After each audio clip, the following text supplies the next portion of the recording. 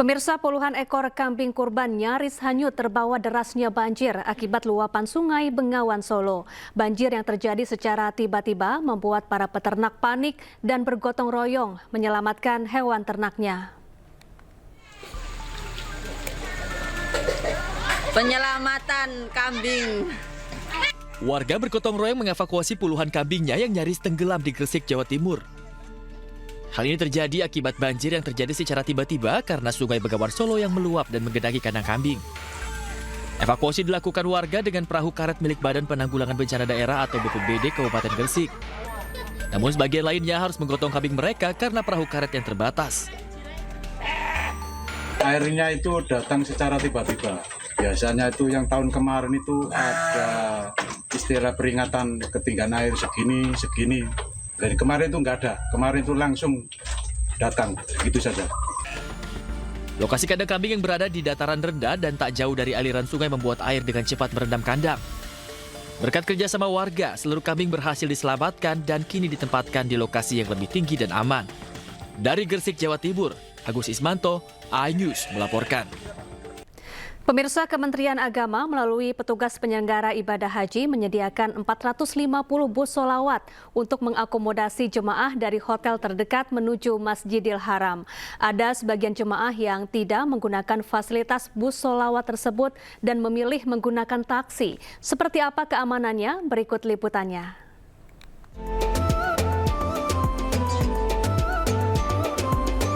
Bis sholawat moda transportasi yang disediakan Kementerian Agama melalui PPIH tersedia sebanyak 450 unit. Bertujuan dapat mengakomodir para jemaah haji dari hotel menuju ke Masjidil Haram atau sebaliknya. Namun ada sebagian jemaah yang tidak menggunakannya dan memilih naik taksi. Kepala Bidang Perlindungan Jemaah PPIH Arab Saudi mengimbau untuk berhati-hati dan menyarankan untuk lebih memanfaatkan fasilitas bis sholawat dengan terdapat 3 terminal, Ship Amir, Ajiat, dan Jabal Ka'bah. Jika terpaksa ingin naik taksi, sejumlah tips berikut semoga bisa dipedomani. Karena sudah disiapkan bis sholawat ya untuk bisa mengantar jamaah dari hotel menuju ke Masjidil Haram dan juga disiapkan 3 terminal. Kemudian trik-triknya yang bisa memberikan rasa aman dan nyaman buat jamaah, terutama jamaah haji suami istri misalnya naik taksi, ini kami sarankan trip agar lebih aman dan nyaman, yang naik taksi duluan tuh bapak-bapak atau suaminya. Kemudian setelah taksi itu berjalan ya, kemudian sampai di tujuan, maka yang turun duluan istrinya, baru setelah itu suaminya. Nah, itulah untuk menghindari hal-hal yang tidak diinginkan. Tips lainnya, disarankan para jemaah baik pria atau wanita tidak sendiri. Tanya tarif taksi sebelum naik dan disepakati secara detail, agar tidak diminta harga yang memberatkan jemaah atau di luar kesepakatan awal. Dari Mekah, Arab Saudi, Ramdhani melaporkan. Pemirsa, Presiden Prabowo Subianto menyumbang 8 ekor sapi kurban untuk warga di Provinsi Kepulauan Bangka Belitung. Sapi-sapi dengan harga ratusan juta rupiah mendapat perawatan istimewa.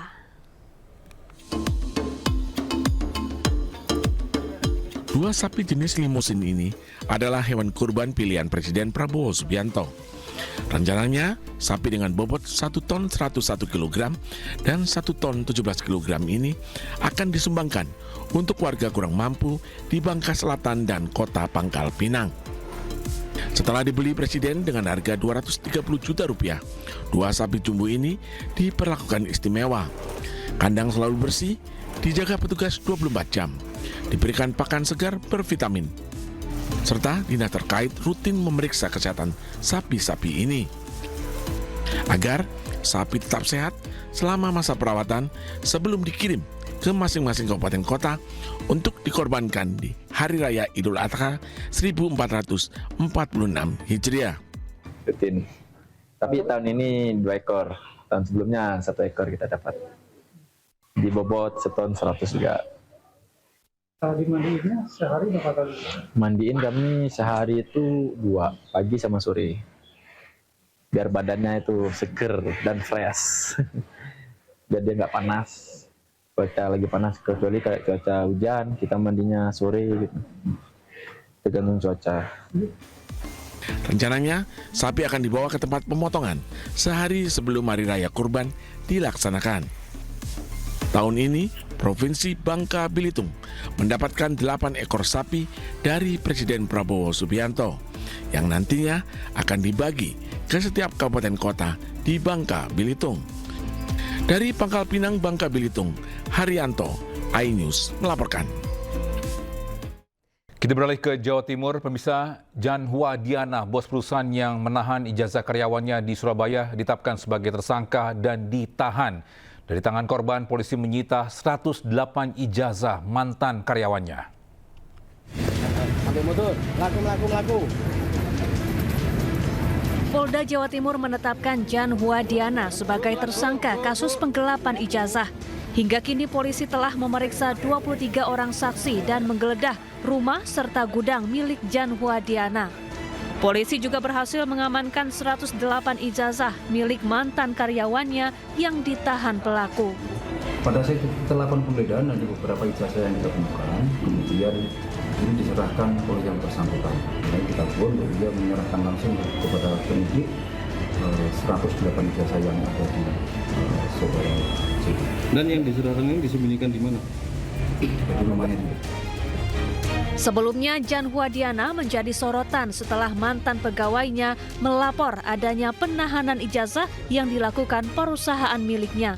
Wamenakar Immanuel Ebenezer pun sempat menyidak langsung perusahaan yang berada di Surabaya ini.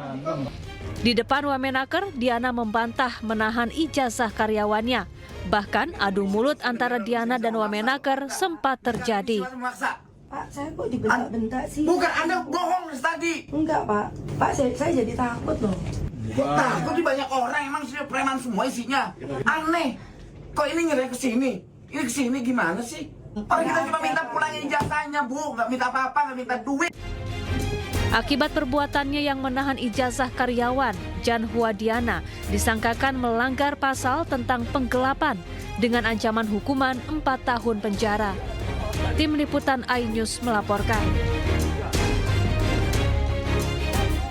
Sementara itu, Wakil Menteri Ketenagakerjaan melakukan sidak ke sebuah perusahaan sawit di kawasan Jakarta Selatan. Sidak dilakukan setelah adanya laporan perusahaan tersebut menahan ijazah karyawannya.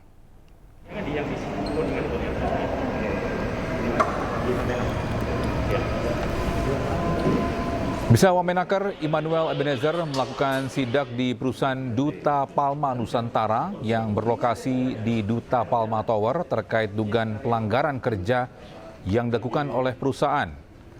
Wamenakar kemudian langsung menemui para karyawan perusahaan dan bertanya terkait adanya dugaan pelanggaran ketenagakerjaan. Dari hasil sidak didapati sejumlah dugaan pelanggaran. Salah satunya penahanan ijazah para karyawan serta gaji yang masih di bawah upah minimum.